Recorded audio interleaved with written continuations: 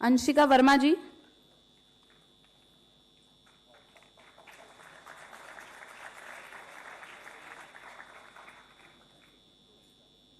आकांक्षा शर्मा जी।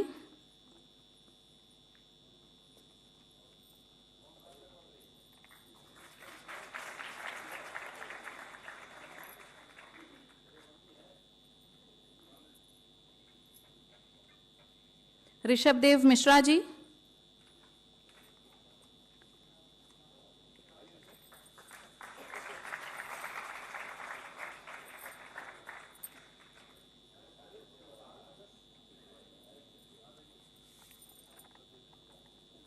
प्रशांत ओझा जी।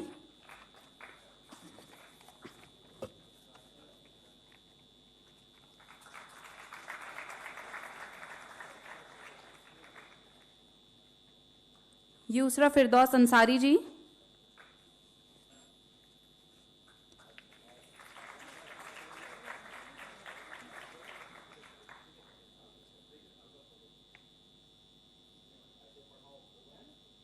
रहनुमा शहाब जी।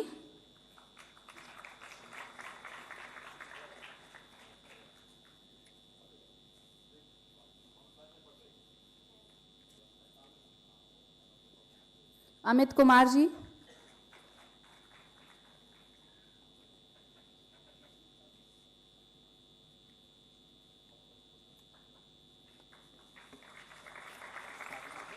अनुज गोंड जी।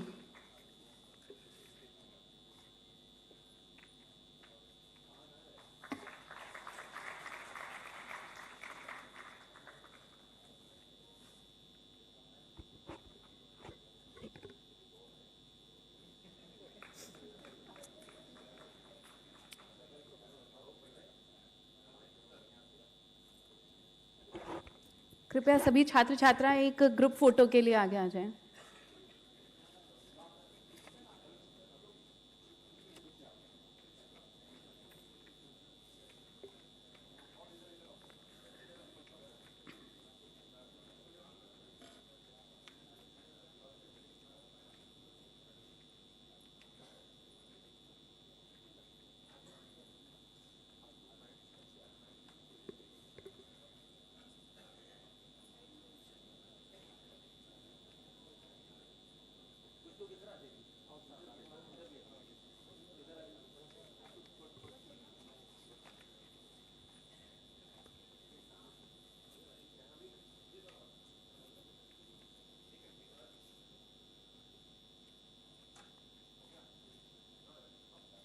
बहुत बहुत धन्यवाद आप सभी का। एक बार जोरदार तालियां इन सभी मेधावी छात्र छात्राओं के लिए। कृपया आप सभी अपने स्थान पर जाकर बैठ जाएं। जब विद्यार्थी बोलते हैं तो उनके शब्दों में अनुभव की सच्चाई और भविष्य की आशा झलकती है। आइए अब हम उन दो उज्जवल नक्षत्रों को आमंत्रित करें जिन्होंने इस योजना से नई दिशा पाई है। मैं अनुरोध करूंगी अंशिका वर्मा जी से कि वे अपना अनुभव हम सबसे साझा करें। कृपया उन्हें कॉर्डलेस माइक दे दिया जाए।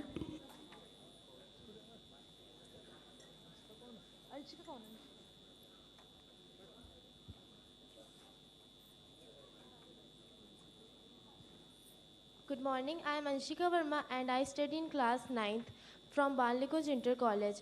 And I am really honorable to the CM of our country. And this is the proud moment for all of the students that we are standing here. And yes, I am really proud that I am in a state where our Chief Minister really focuses on the education of students. And yes, this is really a brave, really a proud moment for all of these students. And giving scholarship is not just supporting the student in their financial aid. It is also the encouragement to the students for their future. And thanks for investing in my future and believing on me for that I can make a productive use of it. And I promise that I will make a productive use of this scholarship provided to me. And I will make the change in the future. And with this zeal, I am really grateful to Mr. CM for giving us the opportunity and their belief. Thank you. बहुत बहुत धन्यवाद अंशिका जी। अब मैं अनुरोध करूंगी ऋषभ देव मिश्रा जी से कि वे अपने अनुभव हम सबसे साझा करें। माननीय मुख्यमंत्री जी, माननीय अतिथिगण और उपस्थित अध्यापकगण और यहाँ उपस्थित सभी साथियों को मेरा नमस्कार। मेरा नाम प्रिंस ऋषभ देव मिश्रा है। मैं राजकीय जुबली इंटर कॉलेज का छात्र हूँ। आज का यह अवसर मेरे लिए गर्व और खुशी का क्षण है, क्योंकि इस छात्रवृत्ति के लिए मुझे चुना गया और यह सम्मान मुझे माननीय मुख्यमंत्री जी द्वारा, उनके हाथों द्वारा स्वयं दिया गया और यह क्षण मेरे लिए अविस्मरणीय अनुभव है। मैं उत्तर प्रदेश सरकार का भी धन्यवाद करना चाहता हूं कि उन्होंने हम जैसे छात्रों के लिए यह छात्रवृत्ति प्रदान की और इस छात्रवृत्ति की सहायता से हम बहुत ज़्यादा आगे बढ़ सकते हैं और काफ़ी ज़्यादा योगदान मिला है। हमारे आर्थिक सहायता भी हमें मिली है और मैं अपने माता पिता और शिक्षकों का भी आभार व्यक्त करूंगा, जिन्होंने मुझे हमेशा प्रोत्साहित किया और मैं अपनी पढ़ाई निष्ठा और सुचारू रूप से जारी रखूंगा। और आप सभी लोगों को धन्यवाद। जय हिंद। बहुत बहुत धन्यवाद ऋषभ देव जी। आप सभी विद्यार्थियों को बहुत बहुत धन्यवाद और आपके सुनहरे भविष्य के लिए बहुत सारी शुभकामनाएं। आइए अब हम सब देखते हैं छात्रवृत्ति पर आधारित एक लघु फिल्म। विद्याधन सभी धनों में सर्वश्रेष्ठ है और शिक्षा पर सभी का समान अधिकार है।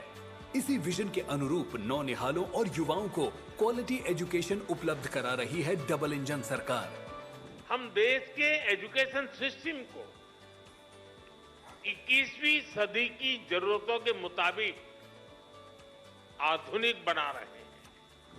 आर्थिक कारणों से किसी भी वर्ग के बच्चों की शिक्षा प्रभावित न हो, इसका भी रखा गया है विशेष ध्यान। माननीय मुख्यमंत्री योगी आदित्यनाथ के कुशल नेतृत्व में अनुसूचित जाति, अनुसूचित जनजाति, अन्य पिछड़ा वर्ग, अल्पसंख्यक वर्ग और सामान्य वर्ग के पात्र छात्र छात्राओं को मिशन मोड पर उपलब्ध कराई जा रही है छात्रवृत्ति एवं शुल्क प्रतिपूर्ति की सुविधा। पूर्व दशम एवं दशमोत्तर छात्रवृत्ति योजना का क्रियान्वयन निर्धारित समय सारणी के अनुसार किया जा रहा है सुनिश्चित। पारदर्शिता एवं समयबद्धता के लिए छात्रवृत्ति को किया गया है पूर्णतया कंप्यूटरीकृत। यह सुनिश्चित किया जा रहा है कि कोई भी पात्र विद्यार्थी छात्रवृत्ति योजना से वंचित न रहे। इसके लिए आधार बेस्ड भुगतान प्रणाली के माध्यम से PFMS द्वारा छात्रवृत्ति सीधे छात्रों के बैंक खातों में की जा रही है अंतरित। छात्र छात्राओं के बैंक खातों में छात्रवृत्ति का अंतरण सुचारू रूप से सुनिश्चित करने के लिए सभी संबंधित विभाग छात्रवृत्ति एवं शुल्क प्रतिपूर्ति वितरण की कर रहे हैं नियमित समीक्षा। शिक्षा को सर्वसमावेशी बना देना, यानी सबके लिए उपलब्ध करवा देना, इसके लिए अलग अलग मॉडल दिए जा रहे हैं। इसके लिए छात्रवृत्ति, प्री मैट्रिक और पोस्ट मैट्रिक छात्रवृत्ति जो समाज के अंतिम पायदान पर बैठा हुआ व्यक्ति है उसको ये प्राप्त हो सके, इसके लिए लगातार प्रयास हो रहा है।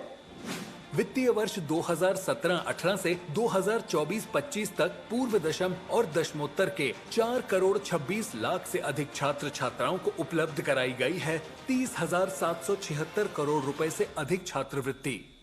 दशमोत्तर एवं पूर्व दशम छात्रवृत्ति कार्यक्रम के अंतर्गत माननीय मुख्यमंत्री जी के कर कमलों से आज 10 लाख से अधिक छात्र छात्राओं को 298 करोड़ रुपए की छात्रवृत्ति हस्तांतरित की जा रही है। बच्चों को शिक्षा से जोड़कर उनका भविष्य संवारने में उपयोगी भूमिका निभा रही है कर्मयोगी डबल इंजन सरकार। तभी तो कहते हैं वंचित विद्यार्थियों की अभिभावक बनी सरकार। शिक्षा का समान अधिकार, उज्जवल भविष्य का आधार, काम दमदार, डबल इंजन सरकार। बहुत बहुत धन्यवाद।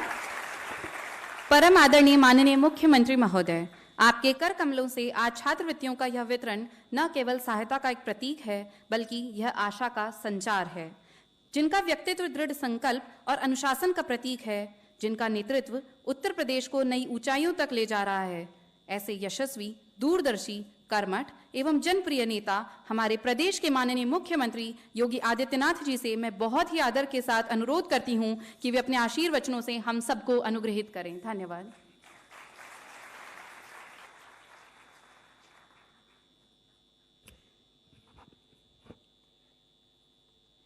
अनुसूचित जाति, जनजाति, पिछड़ा वर्ग, अल्पसंख्यक और सामान्य वर्ग के छात्र छात्राओं के लिए छात्रवृत्ति वितरण के आज के इस समारोह में लखनऊ में मेरे साथ उपस्थित प्रदेश के समाज कल्याण विभाग के मंत्री श्री असीम अरुण जी, विभाग के राज्य मंत्री श्री संजीव गौड़ जी, अल्पसंख्यक कल्याण विभाग के राज्य मंत्री मोहम्मद दानिश आजाद अंसारी जी, अपर मुख्य सचिव समाज कल्याण श्री एल वेंकटेश्वर लू जी, प्रमुख सचिव पिछड़ा वर्ग कल्याण विभाग श्री सुभाष चंद्र शर्मा जी, प्रमुख सचिव अल्पसंख्यक कल्याण विभाग श्रीमती संयुक्ता समद्दार जी। आज के इस समारोह में विशेष रूप से लखनऊ में उपस्थित अनुसूचित जाति जनजाति आयोग के अध्यक्ष श्री बैजनाथ रावत जी। ऐसे ही समारोह प्रदेश के सभी जनपदों में आयोजित हो रहे हैं। जनपदों के आयोजनों में विभिन्न विद्यालयों के कार्यक्रमों में उपस्थित सभी मान्य जनप्रतिनिधिगण, अभिभावकगण और मेरे सभी प्रतिभाशाली युवा छात्र छात्राएं साथियों और बहनों और भाइयों, दीपावली के ठीक पहले छात्र छात्राओं को प्रवेश होने के उपरांत छात्रवृत्ति वितरण के आज के इस कार्यक्रम के अवसर पर मैं प्रदेश भर के उन सभी छात्र छात्राओं को जिन्हें आज इस छात्रवृत्ति का लाभ प्राप्त हो रहा है, इसके लिए उन सभी को, उनके अभिभावकों को मैं हृदय से बधाई देता हूं। आज के इस कार्यक्रम में आपने देखा होगा 10,28,205 से अधिक छात्र छात्राओं को स्कॉलरशिप एक साथ वितरित हो रही है, जिसमें 300 करोड़ रुपए की राशि डीबीटी के माध्यम से उनके खाते में भेजी जा रही है। आपने इससे पहले विजयादशमी के ठीक पूर्व देखा होगा, तब भी हम लोगों ने बड़ी संख्या में छात्र छात्राओं को इनको स्कॉलरशिप वितरण के कार्यक्रम के साथ जोड़ा था। मेरा यह मानना था, अक्सर होता क्या था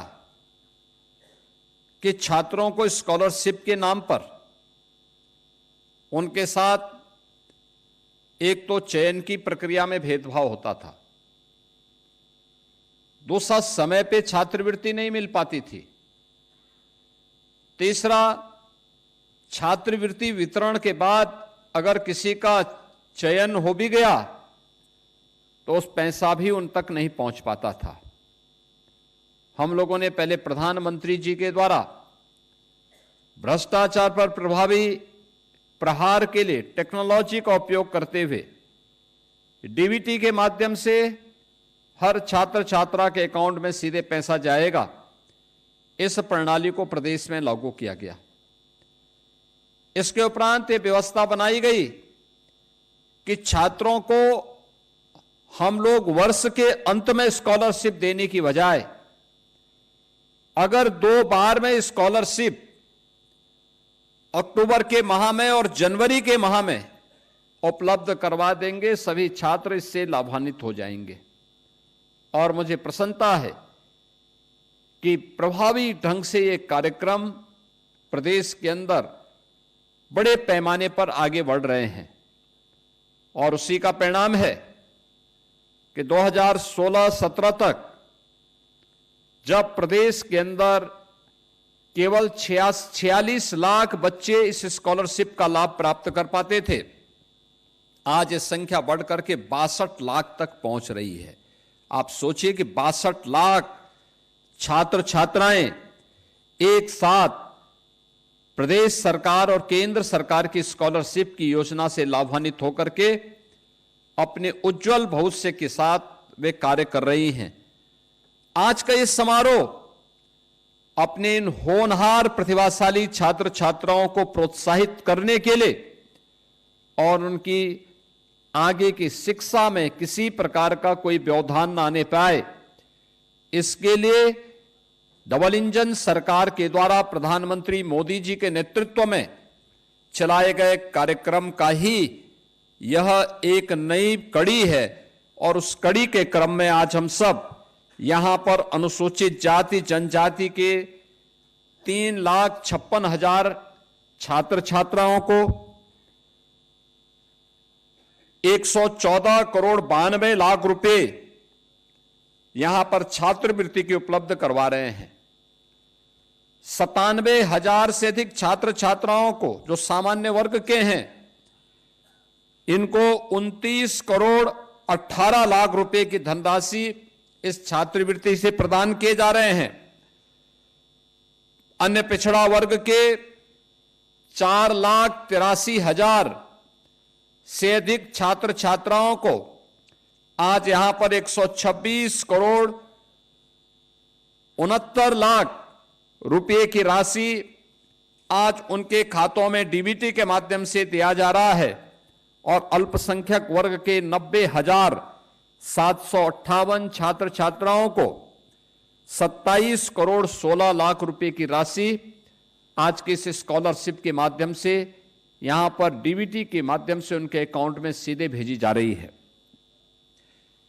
इसके पीछे सरकार की मंशा बहुत साफ है और वह ये कि जो प्रधानमंत्री जी कहते हैं कि ट्रांसपेरेंसी सरकार की कार्य पद्धति का हिस्सा बनना चाहिए। ये डीबीटी बेहतर टेक्नोलॉजी का उपयोग करते हुए आज उन छात्र छात्राओं को इसका लाभ प्राप्त हो, यह इस स्कॉलरशिप के माध्यम से भी उपलब्ध करवाया जा रहा है और समय पर स्कॉलरशिप मिले, जिससे वह छात्र छात्रा कहीं भटकने न पाए, कहीं उसको जाने की और सिफारिश कराने की नौबत न आने पाए। यह भी सरकार की अपनी कार्य पद्धति का हिस्सा और सरकार ने उसके तहत इस व्यवस्था को प्रभावी ढंग से प्रदेश में लागू किया है। यह क्रम हमारा निरंतर चलेगा। अभी हम लोगों ने पोर्टल को जो ऑन करके रखा हुआ है, आपने देखा होगा कि गत वर्ष कुछ छात्रों ने पोर्टल में कुछ खामी के नाते या विद्यालयों की लापरवाही के नाते, संस्थानों की लापरवाही के नाते या लेट से एडमिशन होने के नाते बहुत सारी जगह अनुसूचित जाति जनजाति के कुछ छात्र स्कॉलरशिप से वंचित रह गए थे। हम लोगों ने इस बात को तय किया कि उन छात्रों को इस सुविधा का लाभ मिलना ही चाहिए और हम लोगों ने पोर्टल ऑन करवाया है। जैसे पोर्टल में सबकी एंट्री हो जाएगी, फिर एक समारोह के माध्यम से उनको भी हम सीधे स्कॉलरशिप का लाभ देंगे, जिससे कोई भी बच्चा छूटने ना पाए और अपनी पढ़ाई लिखाई बेहतर तरीके से आगे बढ़ा सकता है।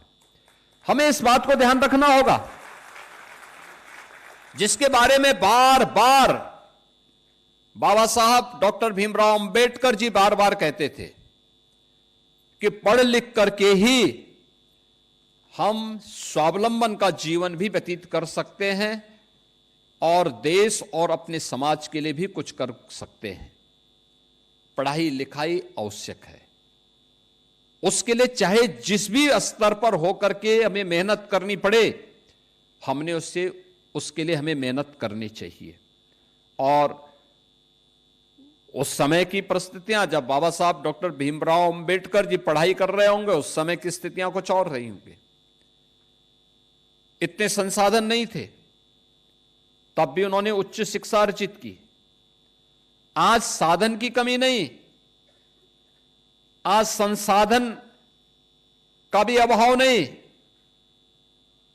हमें थोड़ा सा अपने स्तर पर प्रयास करना होगा, सरकार की योजना के साथ जुड़ना होगा, संस्थानों में अपनी उपस्थिति दर्ज करनी पड़ेगी,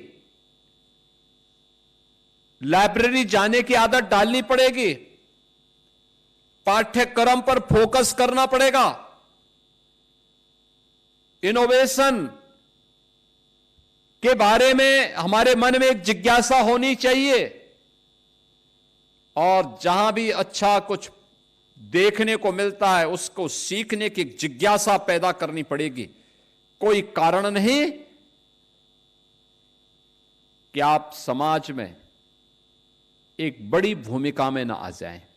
अवश्य आ सकता है, हर छात्र आ सकता है, हर छात्र आ सकता है। असीम ऊर्जा और प्रतिभा उसके पास है। उस प्रतिभा का लाभ न केवल उससे, उसके परिवार को, बल्कि समाज को और देश को प्राप्त होना चाहिए। यह स्कॉलरशिप के पीछे का भाव होता है। उसे आर्थिक रूप से स्वावलंबन के पथ पर हम अग्रसर करने में योगदान दे सके। जैसे आपने देखा होगा कि हम लोगों ने पिछले 8 वर्ष में 4,27,00,000 से अधिक छात्र छात्राओं को स्कॉलरशिप की सुविधा का लाभ दिया। बहनों और भाइयों, 2016-17 के पहले यह एक कल्पना थी। 16-17 में तो तत्कालीन सरकार ने अनुसूचित जाति जनजाति की स्कॉलरशिप को ही हड़प लिया था, लाभ ही नहीं दिया, स्कॉलरशिप ही जारी नहीं हुई। हम लोग जब आए तो हमने दोनों वर्ष का फिर एक साथ स्कॉलरशिप उन छात्रों को उपलब्ध करवाई थी, क्योंकि छात्र तो प्रदेश का है, हम उसके साथ भेदभाव नहीं कर सकते। और ये हमारा संकल्प भी है कि प्रदेश के अंदर किसी भी युवा के साथ, किसी भी छात्र छात्रा के साथ, और खासतौर पर अनुसूचित जाति जनजाति और अन्य पिछड़े वर्ग के छात्र छात्राओं के साथ किसी को भी खिलवाड़ करने या भेदभाव करने की छूट नहीं दी जा सकती है। और इसके लिए हर बार हम लोग स्वयं इसकी समीक्षा करते हैं और उनकी स्कॉलरशिप को उनके पास तक पहुंचाने के लिए पूरी समीक्षा करने के साथ साथ पर्याप्त धनराशि उपलब्ध करवाने का काम भी करते हैं। आज पैसे की कमी नहीं, ईमानदारी से उन छात्रों तक उसकी सुविधा का लाभ प्राप्त हो सके, उन पात्र लोगों तक सरकार की सुविधा का लाभ प्राप्त हो सके। आज इसके लिए सरकार ने अनेक कार्यक्रम प्रारंभ किए हैं। केंद्र और राज्य सरकार के द्वारा चलाए गए कार्यक्रम देश के अंदर तमाम संगठनों ने श्रमिकों को अपने राजनीतिक स्वार्थ के लिए भुनाया होगा, लेकिन उन श्रमिकों के परिवार का कल्याण हो, उनका उत्थान हो, उनके बच्चे भी पढ़ लिख जाएं, इसके लिए जो प्रयास होने चाहिए थे ईमानदारी से नहीं हुए। पहली बार श्रमिकों के बच्चों के लिए अटल आवासीय विद्यालय बनाए गए हैं। अटल आवासीय विद्यालय बेहतरीन campus, world class campus, BOC board का रजिस्टर्ड श्रमिक का बच्चा वहां पर उस शिक्षा का लाभ ले सकता है। फ्री में रहने की व्यवस्था, खाने की व्यवस्था, पूरी एजुकेशन फ्री, सब कुछ फ्री। ये पहली बार प्रधानमंत्री मोदी जी के मार्गदर्शन में हमने प्रदेश के अंदर 18 कमिश्नरी में 18 ऐसे विद्यालय सफलतापूर्वक संचालित करके श्रमिकों के प्रति, उनके श्रम के प्रति कृतज्ञता ज्ञापित करने के लिए ये अटल आवासीय विद्यालय प्रारंभ किए हैं। प्रदेश के अंदर आश्रम पद्धति विद्यालय के माध्यम से अनुसूचित जाति के बच्चों को उनको बेहतरीन कैंपस, लॉजिंग, फूडिंग की सभी व्यवस्था एक ही छत के नीचे प्रदान करते हुए ये विद्यालय भी संचालित हो रहे हैं। प्रदेश के अंदर कस्तूरबा गांधी विद्यालय के माध्यम से गरीब बालिकाओं को इंटरमीडिएट तक की शिक्षा फ्री में उपलब्ध हो सके, इसके लिए उन बालिकाओं को रहने की व्यवस्था भी करना और उनके लिए अच्छी शिक्षा की व्यवस्था भी करना, कस्तूरबा गांधी विद्यालय के माध्यम से प्रदेश के अंदर इस कार्य को भी आगे बढ़ाया गया। प्रदेश के अंदर अन्य अनेक कार्यक्रम प्रारंभ करने के साथ ही हमारा युवा प्रतियोगी परीक्षाओं की तैयारी करने के लिए उसे कोचिंग के लिए इधर उधर भटकना ना पड़े। अनुसूचित जाति जनजाति के छात्रों के लिए पहले प्रतियोगी परीक्षाओं की तैयारी के लिए कुछ क्षेत्रों में कोचिंग चलते थे, उसकी स्ट्रेंथनिंग की गई, उसको और समृद्ध किया गया, लेकिन साथ साथ यह भी सुनिश्चित किया गया कि जो बच्चे यूपी के हैं प्रतियोगी परीक्षाओं की तैयारी करने के लिए जिन्हें बाहर जाना होता था, बाहर चले जाते थे, वहां पर उनके सामने असमंजस की स्थिति रहती थी। आज अभ्युदय कोचिंग के माध्यम से हर जनपद में बेहतरीन मंच और प्लेटफॉर्म उपलब्ध करवाया गया है प्रदेश के प्रतिभाशाली छात्र छात्राओं के लिए। और मुझे यह देख करके प्रसन्नता होती है कि जब भी किसी प्रतियोगी परीक्षा के परिणाम आते हैं तो उसमें अभ्युदय कोचिंग से जुड़े हुए छात्र छात्राओं के भी नंबर बहुत अच्छे आते हैं और बहुत सारे लोगों का सिलेक्शन भी होता हो उसमें दिखाई देता है। यानी करने की एक सरकार की प्रतिबद्धता होती है, तब परिणाम आते हैं। प्रदेश के अंदर समाज कल्याण के माध्यम से समाज के अलग अलग तबके के कल्याण के लिए सरकार के द्वारा जो कार्यक्रम प्रारंभ किए जाते हैं, आप सोचो 1 करोड़ परिवार ऐसा है जिसको आज के दिन पर सरकार 1 करोड़ से अधिक 1 करोड़ 5 लाख की संख्या है जिन्हें हम यानी 12,000 रुपए सालाना पेंशन की सुविधा सरकार के स्तर पर दी जाती है, जिसमें निराश्रित महिला, वृद्धावस्था पेंशन और दिव्यांगजन पेंशन की सुविधा है। उन परिवारों को हर महीने, हर तीसरे महीने हम उनके अकाउंट में पैसा उपलब्ध करवाते हैं। आप सोचो, पहले वृद्धावस्था पेंशन हो या निराश्रित महिला पेंशन, ये 300 रुपए मिलती थी। 6 महीने में एक बार पैसा दिया जाता था 1800 रुपये, और 1800 रुपये में 600 रुपये बाबू और अन्य लोग मिलकर के खा जाते थे, और वो भी उस बेचारे को नहीं मिल पाता था। अब सरकार ने व्यवस्था की है कि 12,000 रुपये की राशि उनके अकाउंट में जाएगी और डीबीटी के माध्यम से उनके अकाउंट में सीधे पैसा चला जाता है, सीधे पैसा जाता है। आप सोचो, पहले 300 रुपये से अब हमने 1,000 रुपया महीना कर दिया। ऐसे ही गरीब बालिकाओं की शादी के लिए कोई व्यवस्था नहीं थी, हमने मुख्यमंत्री सामूहिक विवाह योजना प्रारंभ की। मुख्यमंत्री सामूहिक विवाह योजना का कार्यक्रम, आज हम एक बेटी की शादी के लिए 1 लाख रुपए की सहायता प्रदेश सरकार की ओर से उपलब्ध करवाते हैं, और उस बेटी की शादी के कार्यक्रम में, सामूहिक विवाह के कार्यक्रम में मुझे समय मिलता तो मैं भी जाता हूं। हमारे मंत्रियों को, विधायकों को, सांसदों को, समाज के वरिष्ठ यानी अन्य महानुभावों को, प्रशासनिक अधिकारियों को इस कार्यक्रम में भागीदार बनने का अवसर प्राप्त होता है।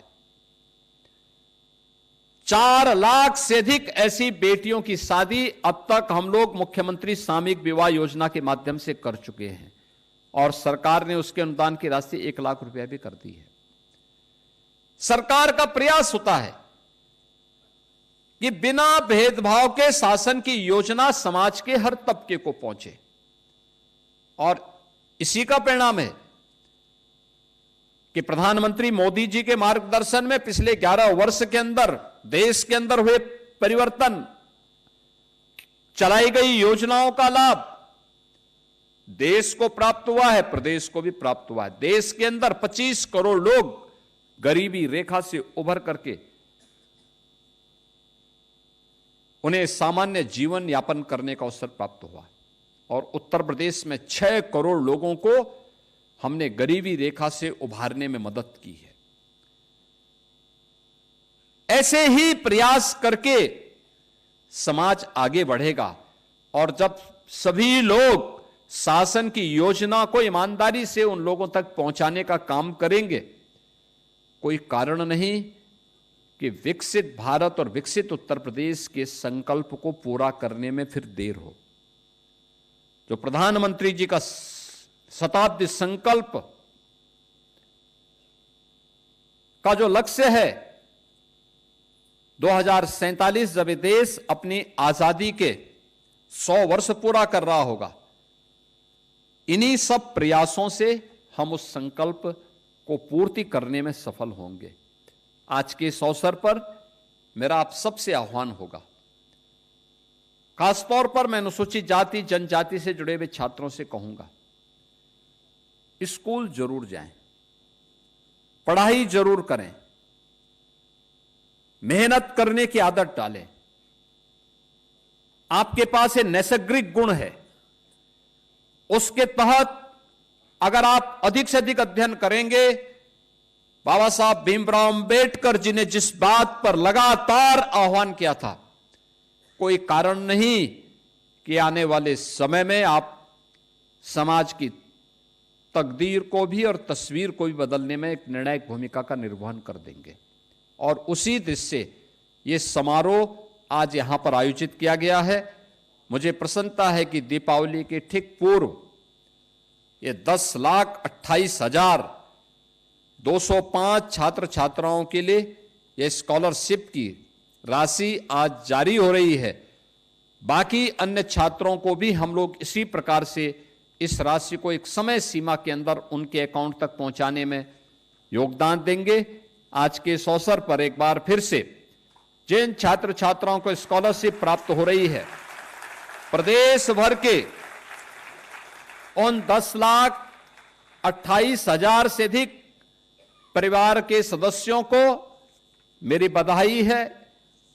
दीपावली की भी आप सबके प्रति मेरी मंगलमय शुभकामनाएं हैं और विश्वास करता हूं कि आपका ये उत्साह अपने बेहतर भविष्य के लिए इसी प्रभावी ढंग से आगे बढ़ता हुआ दिखाई देगा। आप सबके प्रति मेरी मंगलमय शुभकामनाएं हैं। धन्यवाद। जय हिंद। धन्यवाद माननीय, आपके शब्दों से हमें प्रेरणा मिली है और हमेशा मिलती है। मैं आपका बहुत बहुत आभार व्यक्त करती हूं। ऐसे प्रतिभा संपन्न व्यक्ति की मौजूदगी मात्र हमें विश्वास से